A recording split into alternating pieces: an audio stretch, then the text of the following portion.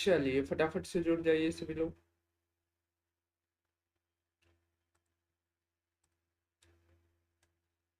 Good evening. बहुत दिन बाद फिर से जुड़ रहे हैं ना। चलो कोशिश करते हैं अब, क्योंकि अब आपके पास ऑलमोस्ट 1 मंथ बची हुई है।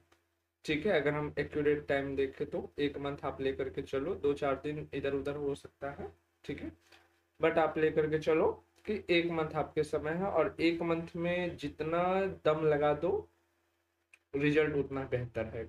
ठीक है, तो क्रैश कोर्स और हाँ टेस्ट सीरीज भी आप लोगों की आ रही है। 10 जून से टेस्ट सीरीज आ रही है। ठीक है, याद रखना। जिसमें आपको क्या होगा कि जो स्टूडेंट द्वारा लिखित हस्त नोट्स है वो नोट्स आपको मिलेगी। ठीक है, जो नए बच्चे हैं उनके लिए बता दूं, नोट्स मिलेगी। प्लस में आपको सप्ताह में यानी वीक में 3 दिन टेस्ट होगी। सर 3 दिन ही टेस्ट क्यों होगी? क्योंकि बाकी जो 3 दिन होंगे वो आपको अगला टेस्ट की तैयारी के लिए समय मिलेगा। ठीक है, वो अगले टेस्ट की तैयारी करने के लिए समय मिलेगा, और 3 टेस्ट जो है वीकली होगी। और इन सब का फी जो है बहुत ही कम रखे हैं, 100 रुपीज ही रखे हैं। ठीक है, इसमें ही आपका क्या है, इन तीनों टेस्ट के सॉल्यूशंस भी हैं, यानी सॉल्यूशन के लिए क्लास भी करवाई जाएगी। प्लस में तीनों टेस्ट है, प्लस में आपको नोट्स भी मिलेगी। ठीक है, सभी चैप्टर्स के आपको नोट्स मिल जाएगी, ताकि आप टेस्ट के लिए प्रिपरेशन करो, है ना। वैसे भी नोट्स कहीं से भी लोगे किसी टीचर के पास तो 100 रुपया वो नोट्स का ले लेंगे, बट हम नोट्स प्लस टेस्ट सीरीज का केवल 100 रुपया में दे रहे हैं। ठीक है, बाकी क्रैश कोर्स जो भी ज्वाइन करना चाहे कर सकते हैं। अब आपके लिए हम फी बिल्कुल ही नॉमिनल कर दिए हैं, जिसमें आपको किसी तरह की दिक्कत ही नहीं होना चाहिए। 350 कर दिए हैं। ठीक है, और जो भी बच्चा लेने चाहे ले सकते हो 350 में। इस व्हाट्सएप नंबर पर मैसेज करके फटाफट से ज्वाइन कीजिए, क्योंकि अब अगर आप पैसा के कारण नहीं कर रहे हैं ना, तो 1 मंथ से कम टाइम बचेगा, तो मुझे नहीं लग रहा कि उसके बाद आपको कोई तरह का रिस्क लेना चाहिए, है ना। फिर लो ही मत, क्योंकि अभी अगर आप नहीं लेते हो तो, है ना।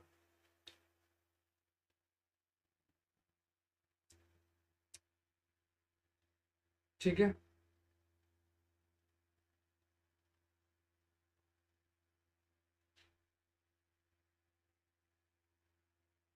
स्टार्ट करें।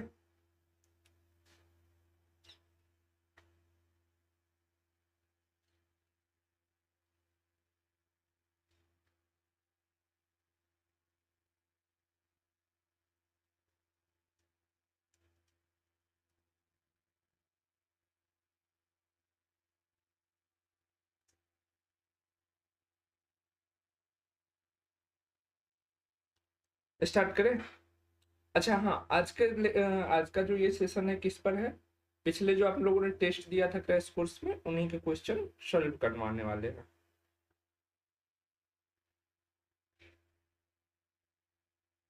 ठीक ना, स्टार्ट करें।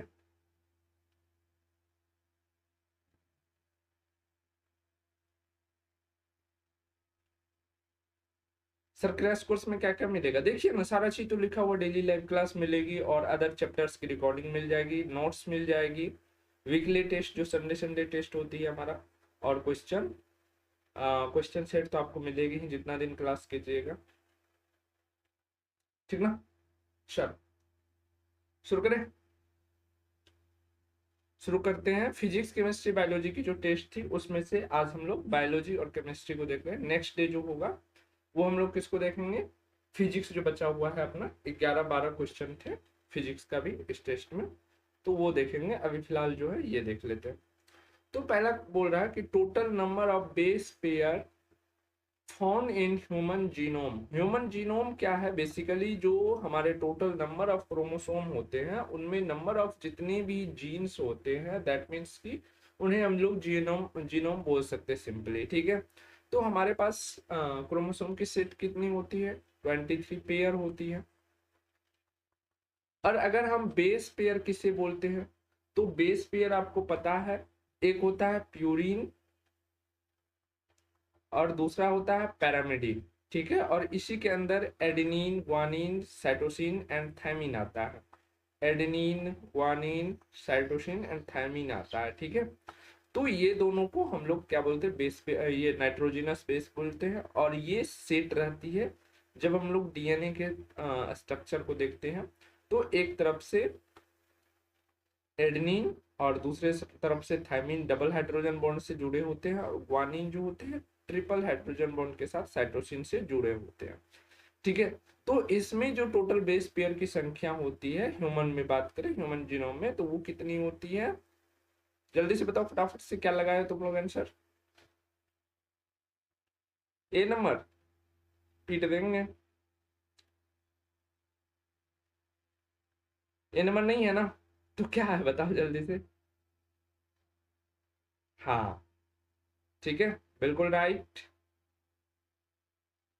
चलो, क्या हो जाएगा? 3.1 बिलियन। क्लियर है? याद रखना इसको।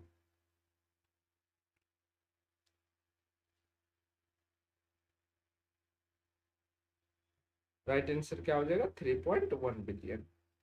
नेक्स्ट क्वेश्चन देखो। नेक्स्ट क्वेश्चन है ultimate source of variation. Variation का अल्टीमेट सोर्स क्या है?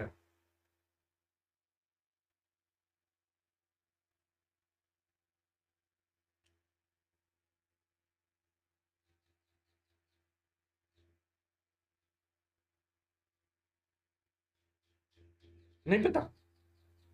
अरे जब भी वेरिएशन आएगी, वेरिएशन क्या हुआ कि पिताजी ये हो गया, ठीक है, और पुत्र ये हो गया, तो देखना कि वेरिएशन होता है। डायरेक्ट अगर कॉपी हो जाए तो उसे हम लोग क्लोन बोलते हैं, बट डायरेक्ट कॉपी नहीं होता, कुछ ना कुछ चेंजेज आती है। तो वो जो चेंजेज आती है वो उनका कारण क्या है, वो भिन्नता आने का कारण क्या है, अल्टीमेट सोर्स ऑफ वेरिएशन क्या है? तीनों आपके तीनों जो है फर्टिलाइजेशन को अगर आप छोड़ दे, पहले एलिमिनेट कर दे, तो ये तीनों के तीनों ऑप्शन आपको कंफ्यूज कर सकते हैं, बट तीनों के मतलब अलग अलग है। अगर आप अपने आप पर फोकस करके, अगर दिमाग को शांत रख करके देखें, तो बहुत ही अच्छे से इस क्वेश्चन को आप हैंडल कर लेंगे।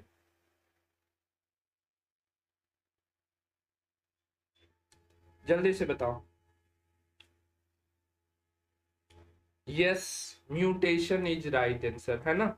उत्परिवर्तन, म्यूटेशन के कारण ही नेक्स्ट वेरिएशन में जो भी चेंजेस आती है वो म्यूटेशन के कारण ही होता है, ठीक है। और माइटोसिस, माइटोसिस तो एक नॉर्मल प्रोसेस है, म्यूसिस क्या है? एक नॉर्मल प्रोसेस है जो सेल डिवीजन में काम आती है ना। म्यूसिस, अच्छा ये बताओ, म्यूसिस डिवीजन में क्या होता है, 2 से 4 होता है, या माइटोसिस डिवीजन में 2 से 4 होता है? आप लोग बताना, ठीक है। म्यूसिस में 2 से 4 होता है, या ये माइटोसिस में 2 से 4 होता है? कमेंट करके बताना, है ना। चलो अगला क्वेश्चन देखो फटाक से।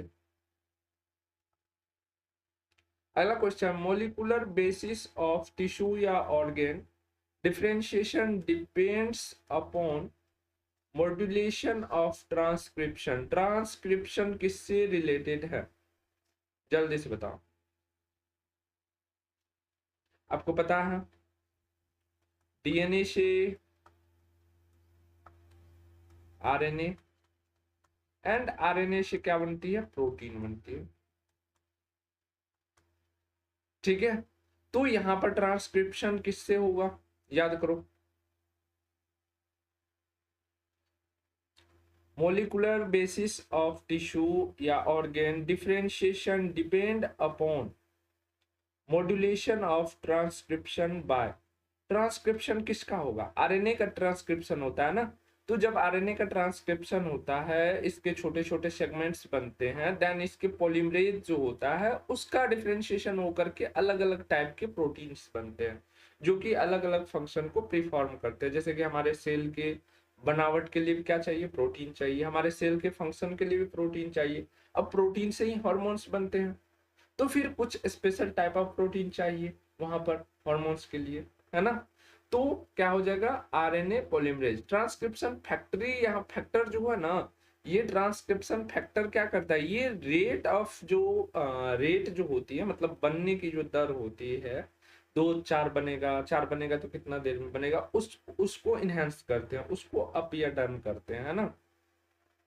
राइट है? समझ में आ रहा है? चलो अभी हम लोगों का जेनेटिक्स ये मोलिकुलर बेसिस ही चल रहा है ना क्रैश कोर्स में।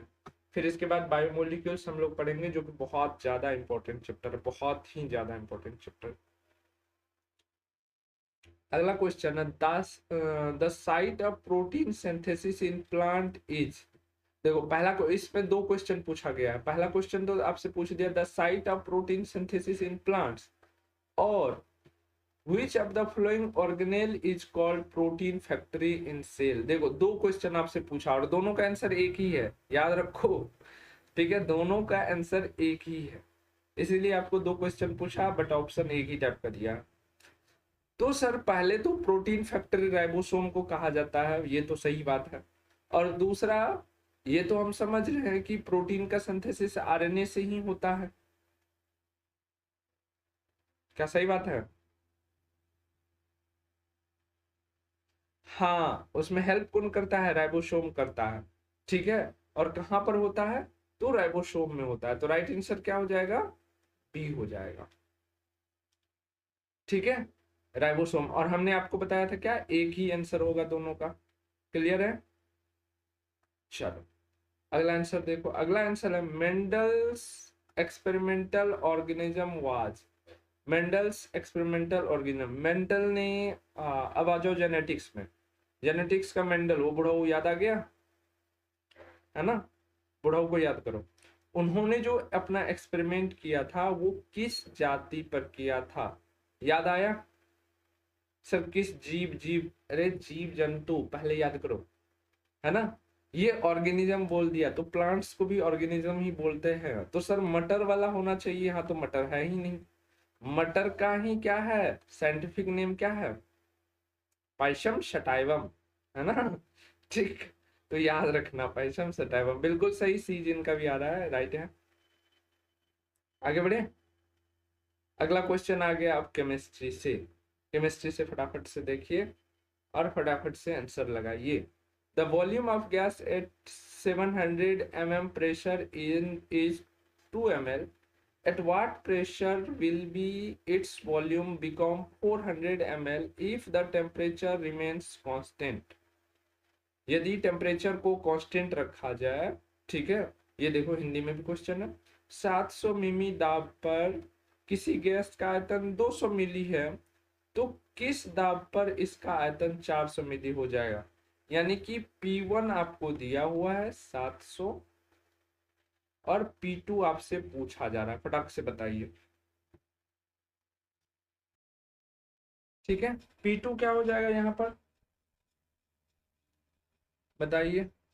P2 आपको निकालना है, ठीक है, P2 निकालना। वॉइस क्लियर है ना? वॉल्यूम दिया हुआ है V1 इक्वल टू दिया हुआ है आपको कितना 200 ml,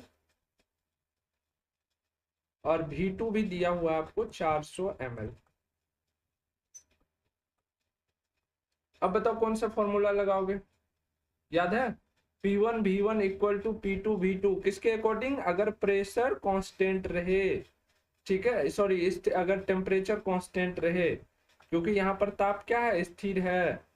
यहाँ पर देखो टेम्परेचर रिमेन कांस्टेंट, तो P1 V1 equal to P2 V2, ठीक है। अब यहाँ से निकालना आपको क्या है, P2 निकालना है। तो P2 को रख लोगे तो क्या हो जाएगा, V2 इधर बटे में चल जाएगा ना उठ के। तो अतः हम कह सकते हैं P2 इक्वल टू क्या हो जाएगा, P1 इंटू V1 बाय क्या, V2। चलो अब इसमें जो है जो जो मान है पुट करते जाइए। P1 का वैल्यू कितना 700 इंटू V2 का वैल्यू कितना, सॉरी V1 का वैल्यू कितना 200, और बट्टे में V2 का वैल्यू कितना 400। 2 जीरो हटा दीजिए, 2m का 2, 2 दूनी 4, और इससे कट कीजिएगा तो 35 दूए 70, और एक जीरो आ जाएगा, यानी कि 350 mm का प्रेशर लगेगा। क्लियर है? राइट आंसर क्या हो जाएगा, ए। तो जिसका भी ए आ रहा है सही है, बिल्कुल सही है, ठीक है। तो देखो एग्जाम में हमने ऐसा इसीलिए क्वेश्चन डाला हो ना, ताकि आपके जो टेस्ट में इसलिए ऐसा क्वेश्चन डाले ताकि आपके एग्जाम में अगर ऐसा क्वेश्चन आए ना तो आप बना लोगे। और फिजिक्स में कुछ क्वेश्चन ज्यादा हार्ड लग रहा होगा, मैं समझ सकता हूँ, वो सब नीट लेवल क्वेश्चंस थे। 4-5 क्वेश्चन मैंने नीट लेवल डाल दिए थे 11 में, ताकि थोड़ा सा आपका लेवल हम अप करके रखें, ताकि बीएससी नर्सिंग का जो बच्चे एग्जाम देंगे उसके लिए एकदम हल्का रहे, है ना। तो बीएससी नर्सिंग तुम लोग दोगे, बीएससी नर्सिंग का भी एग्जाम देना है, तो फिजिक्स के में बायोलॉजी और केमिस्ट्री तो आप वहां तक कर लोगे। फिजिक्स में थोड़ा सा लेवल अप चला जाता है बीएससी नर्सिंग का, इसीलिए हमने थोड़ा सा लेवल को बढ़ा के रखे हैं। और अगला जो लेक्चर आएगी आपकी टेस्ट क्वेश्चन की, उसमें वो क्लियर हो जाएगा, ठीक है। चलो अगला क्वेश्चन देखो।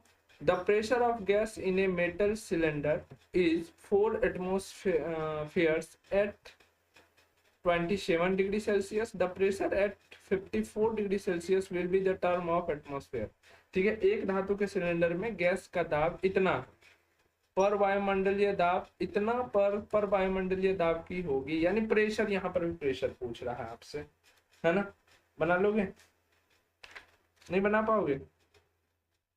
वही क्वेश्चन है, P1 दिया हुआ है,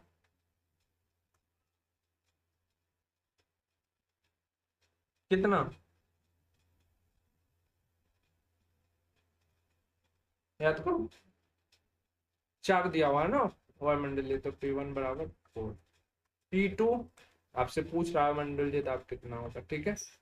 और यहाँ पर टेम्परेचर दिया हुआ है, मतलब इनिशियल टेम्परेचर, जिसको TI बोल सकते हैं। TI कितना है? 27 डिग्री सेल्सियस। और T फाइनल जो है वो कितना है? 54 डिग्री सेल्सियस। कौन सा फॉर्मूला लगाएंगे? याद करो।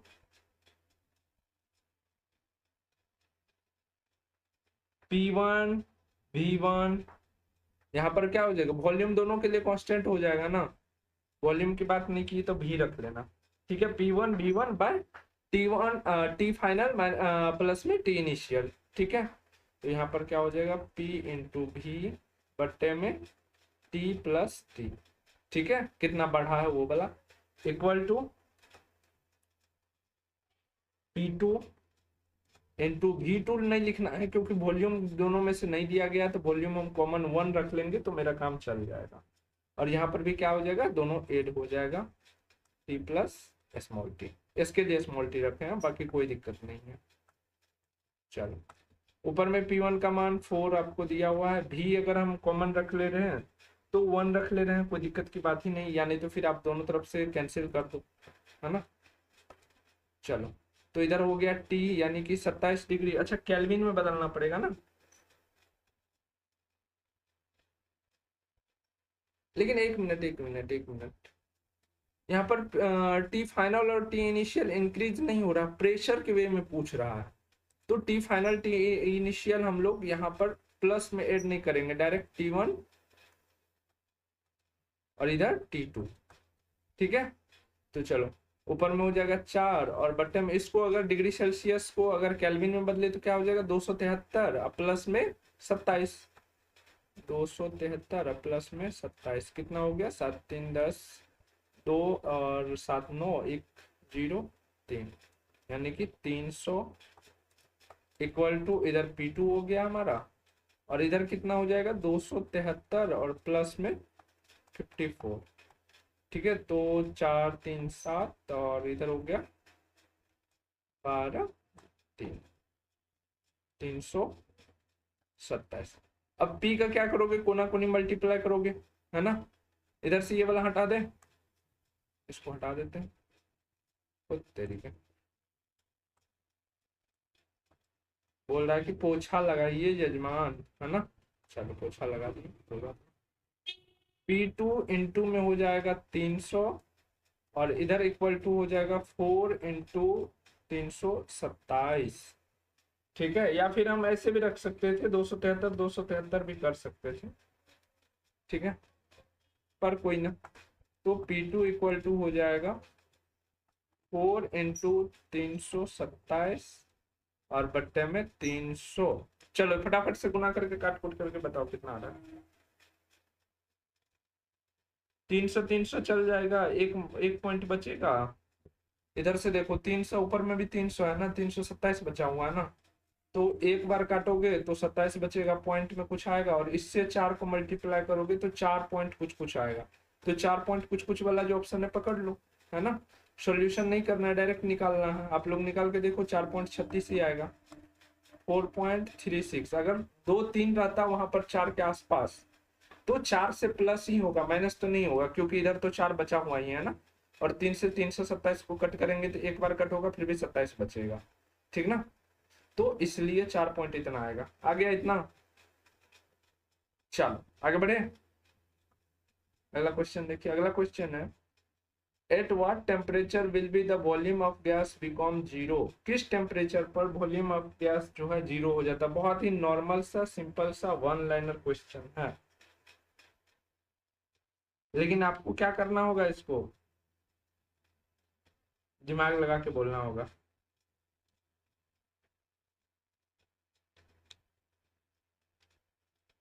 जल्दी से बताओ। अच्छा ये बताओ, वॉल्यूम ऑफ, क्या बोल रहा है, गैस बिकम जीरो।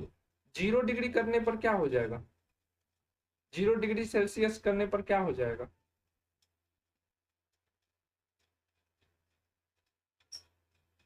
जीरो हो जाएगा, उससे नीचा हो ही नहीं सकता है, नहीं हो सकता ना। तो क्या हो जाएगा राइट आंसर, माइनस में 273 डिग्री सेल्सियस। क्लियर है।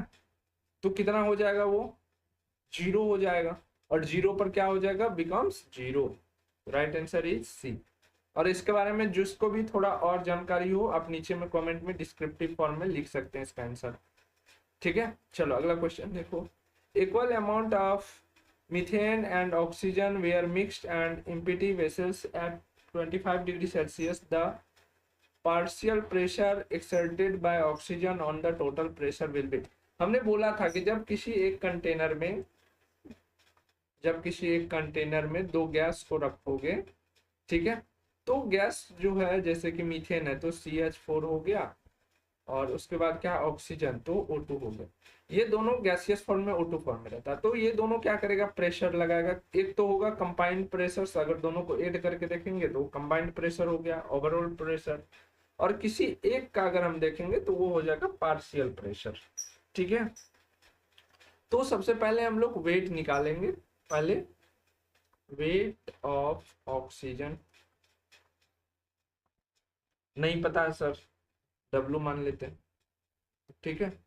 और ठीक इसी प्रकार वेट ऑफ मीथेन यानी कि CH4, क्या मान लेते हैं, W मान लेते हैं सर, ठीक है। तो ऑक्सीजन का नंबर ऑफ मोल बराबर क्या हो जाएगा, ऑक्सीजन। पार्शियल प्रेशर का फॉर्मूला क्या बताए थे, आंशिक दाब का, PI equal to P into N1/N, याद है ना। Number of mole of O यानी O2 बराबर ऑक्सीजन बराबर क्या हो जाएगा, जो इसका दिया हुआ द्रव्यमान अभी हमने जो मान लिया कि W है, तो गिवन मास बट्टे में मोलिकुलर मास, तो एक ऑक्सीजन का मास कितना होता है, 16, दो ऑक्सीजन का कितना हो जाएगा, तो 32, ठीक है। इसी तरह से number of mole of CH4 कितना हो जाएगा, एक कार्बन का 12, और चार हाइड्रोजन का 4, तो 12 4 16, तो W/16, ठीक है। चलो अब क्या करना है, ऑक्सीजन का अगर हम आंशिक दाब देखेंगे तो मान लो partial pressure of oxygen equal to क्या हो जाएगा, टोटल प्रेशर, ठीक है। और बटे में क्या हो जाएगा, number of into number of mole of जिसका भी निकालना उसका, और बटे में नंबर ऑफ मोल, ठीक है। तो चलो फटाफट से, तो यहाँ पर हम लोग क्या लिखेंगे, W/32, क्लियर है। उसके बाद क्या लिखेंगे, नीचे में दोनों को ऐड कर देंगे, तो W/32 प्लस में W/16, एलसीएम कितना आ जाएगा, 16×2 = 32। अच्छा सर इनटू में P नहीं, P छूट गया, तो इनटू में P कर दीजिए, क्लियर है। ये सबको सर ऊपर कर दीजिए छोटा, चलो छोटा, ओहो, है ना, थोड़ा सा दिक्कत हो जाए, अरे अच्छा कोई ना, इसको हटा दे क्या, नंबर ऑफ मोल वाला को। अब तो आप लोग समझ गए हो ना कहाँ से आया ये। चलो, क्योंकि हमारे पास जगह नहीं है और हटा रहे तो क्वेश्चन हट जा रहा है ना। ये हो गया, इंटू पी कर दिए। अब इक्वल करते हैं और ऊपर में लिख लेते हैं W/32, ऐसे ही रहने देते हैं। इंटू पी करते हैं, नीचे में एलसीएम ले लेंगे तो कितना एलसीएम आ जाएगा, 32 आ जाएगा। 32 में 16 दूनी 32, 2W प्लस में W, तो क्या हो जाएगा इधर W/32, या उसके बाद ये पलट जाएगा ना, 2W और 1W मिलकर कितना हो जाएगा 3W।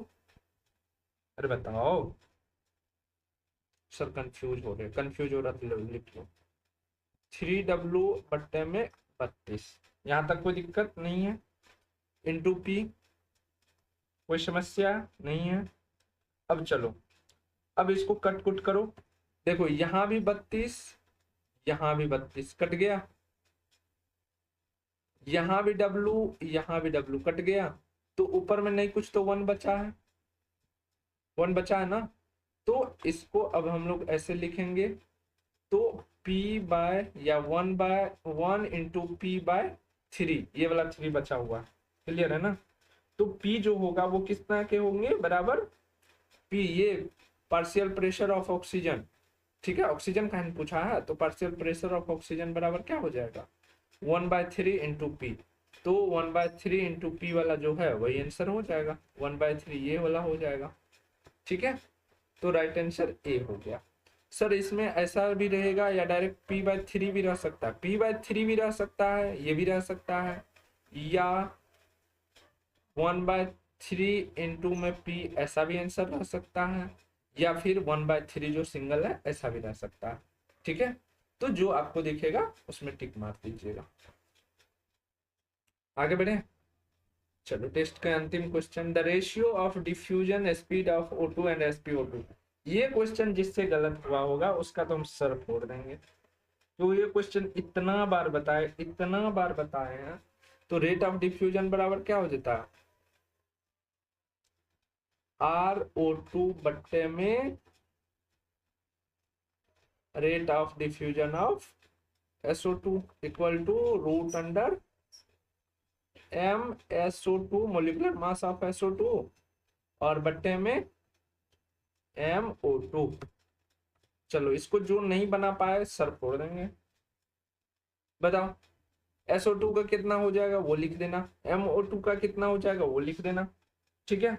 और राइट आंसर क्या आ जाएगा, फास्ट बताओ सर। रूट में आएगा, हाँ रूट में आएगा, इसका सब लोग बता देना, ठीक है। तो आज हम लोग टेस्ट के क्वेश्चन में कहाँ तक देखे हैं, आज हम लोग फिजिक्स और केमिस्ट्री को देख लिए, सॉरी केमिस्ट्री और बायोलॉजी को देख लिए। अगला जो लेक्चर होगा हमारा उसमें हम लोग फिजिक्स को देखेंगे, क्योंकि 11 क्वेश्चन है और वो थोड़ा सा हाई लेवल के क्वेश्चन है, मतलब नीट लेवल का, तो इसीलिए उसको अलग रखें।